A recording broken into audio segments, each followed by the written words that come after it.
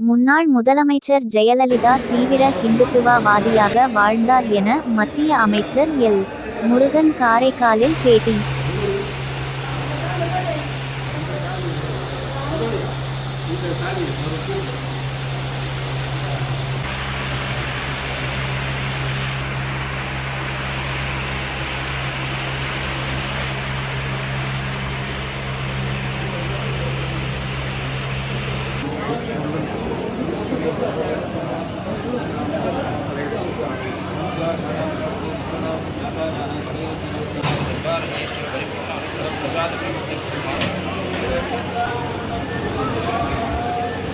இந்த தேர்தல் ஒரு வரலாறு படைக்கக்கூடிய தேர்தலாக இருக்கும்.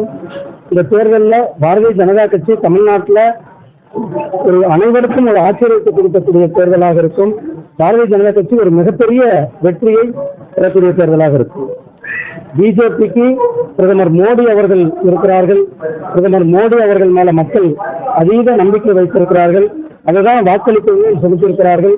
4ஆம் தேதி ஒரு மிகப்பெரிய வெற்றியை மக்கள் நாம் பார்க்கிறோம். ஆமா, அவங்க ஒரு சிறந்த இந்துத்துவவாதியாக தானே இருந்திருக்கிறார்கள். அவர் பல கோயில்களுக்கு அவங்க கும்பாபிஷேகம் பண்ணி வைத்தார்கள். பல கோயில்களை புனரமைத்தார்கள். ஒரு தீவிர இந்துவாக தான் அவர் வாழ்ந்திருந்தார்கள்.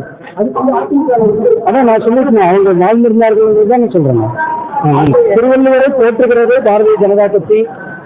திருவள்ளுவரை உலக அளவில் எடுத்து சென்று கொண்டிருப்பது நம்மளுடைய பாரதிய ஜனதா கட்சி. நம்முடைய பாரதிய ஜனதா கட்சியினுடைய தேர்தல் அறிக்கையில கூட நாம் உலகம் முழுவதும் திருவள்ளுவருக்கு கலாச்சார மையம் ஏற்படுத்தி கொடுப்போம் என்று சொல்லியிருக்கிறோம்.